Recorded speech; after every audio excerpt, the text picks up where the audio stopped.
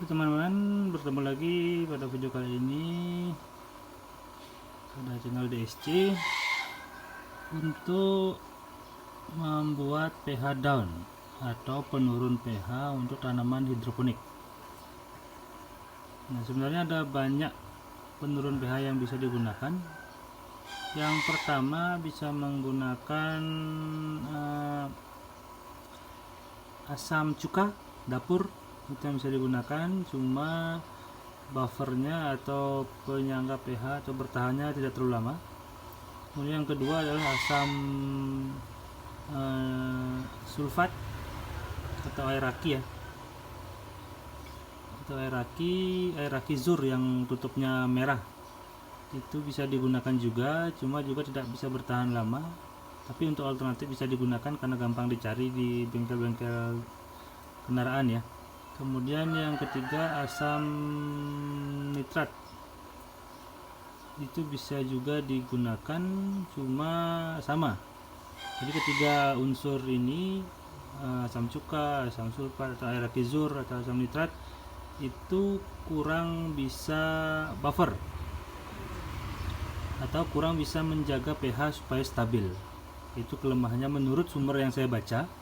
Kemudian ada satu asam yang bisa digunakan yang mempunyai buffer cukup bagus atau bisa menyangga pH cukup bagus atau bisa menjaga pH tetap stabil, yaitu menggunakan asam fosfat atau fosforik acid, atau yang biasanya lambang kimia itu N3PO4 kalau nggak salah ya. Yang jelas asam fosfat bisa digunakan, dan menurut sumber yang saya baca itu bisa menjaga pH stabil.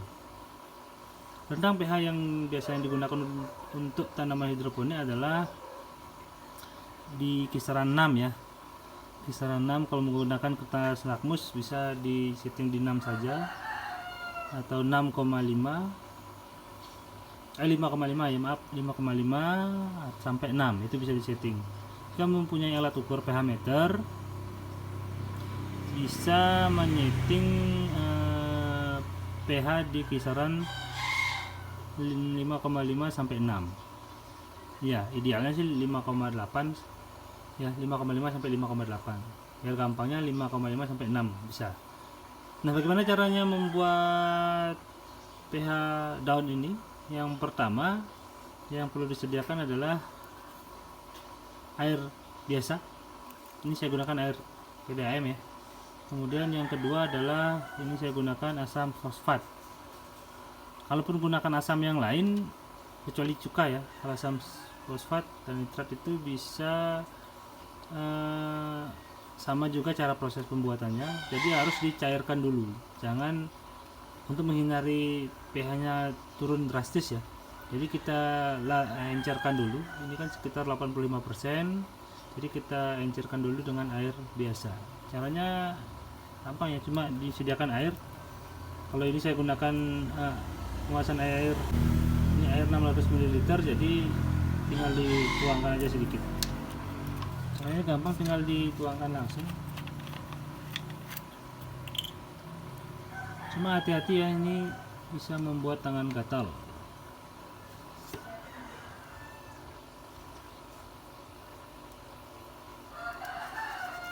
Untuk cari amannya bisa menggunakan sarung tangan atau alat bantu lainnya ya, atau seperti suntikan atau penyedot air biasa ya, supaya air tangan tidak kena. Atau kalau saya gunakan adalah dituang langsung aja, dikira-kira aja.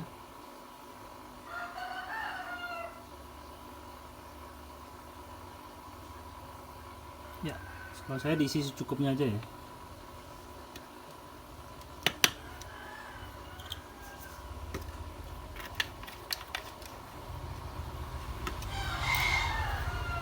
Kalau sudah, lagi dipakai saja, dan ini siap untuk digunakan. Nah, kalau nyari amannya sih ini bisa digunakan 10 ml dengan air sebanyak 600 mili. Ya, bagaimana cara implementasinya? Mari kita coba. Ya, di sini saya mengeceknya menggunakan pH meter seperti ini ya. Ada banyak jenisnya, bisa yang mana saja. Ingat sebelumnya dikalibrasi dulu ya, supaya pengukurannya tepat.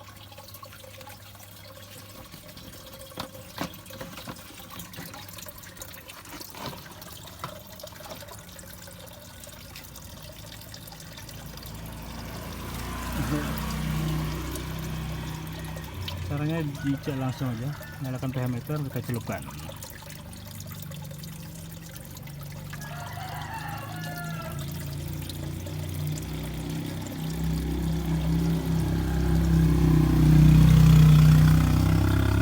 Hasil pengukurannya 6,2 ya.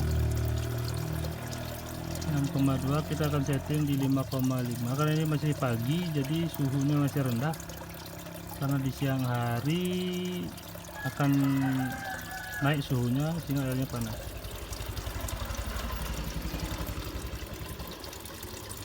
Supaya swing pH-nya masih tetap terjaga ya di kisaran 5,5 sampai 6. Jadi nanti kalau suhunya naik, pH-nya juga akan ikut naik. Sehingga kalau pH-nya tinggi, oksigen terlarut pada air nutrisi akan sedikit sehingga penyerapan nutrisinya kurang bagus. Kita akan setting di 5,5 ya.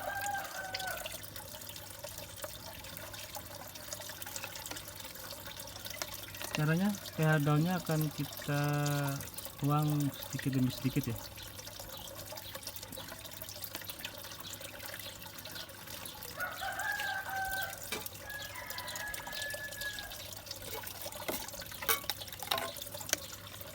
Tuang langsung.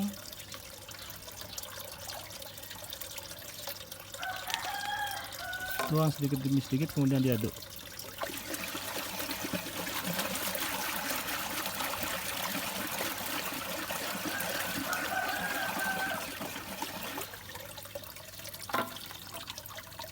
Setelah diaduk, diukur lagi.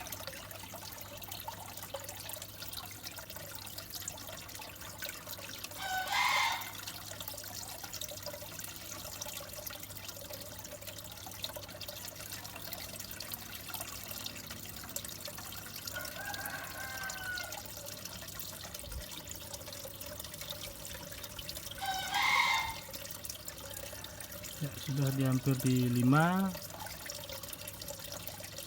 Ini masih muter ya. Nah, ini hampir 5. Kenapa saya buat 5? Karena ini kan sistemnya di FT, jadi biar airnya muter dulu. Kita tunggu, nanti kita cek kurang lebih 15 menit lagi ya. Ini setelah beberapa menit, pH air sudah sekitar 5,5 sampai 6 ya. Nah, ini 5,5 udah nyentuh. Ini ukurnya kebetulan kedip-kedip jadi tidak terlalu jelas ya. Ini 5,5 sudah cukup. Jadi seperti itu cara nyeting pH air. Kalau sistem DFT seperti ini harus ditunggu dulu beberapa menit supaya airnya bersirkulasi sehingga kita bisa tahu berapa pH-nya. Nah, kalau seperti ini tinggal ditunggu, dicek lagi siangnya apakah masih swing pH-nya atau pH-nya naik turun atau tidak, supaya tanamannya bisa menyerap nutrisi dengan optimal. Jadi tanaman bisa menyerap nutrisi dengan optimal di rentang pH 5,5 sampai 6 ya. Tanaman akan lebih bagus.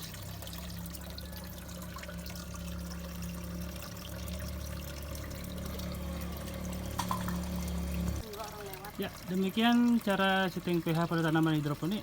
Semoga bermanfaat. Silahkan di like, di share, dan di subscribe channel ini supaya terus bisa berbagi. Terima kasih. Salam TSC, salam hidroponik.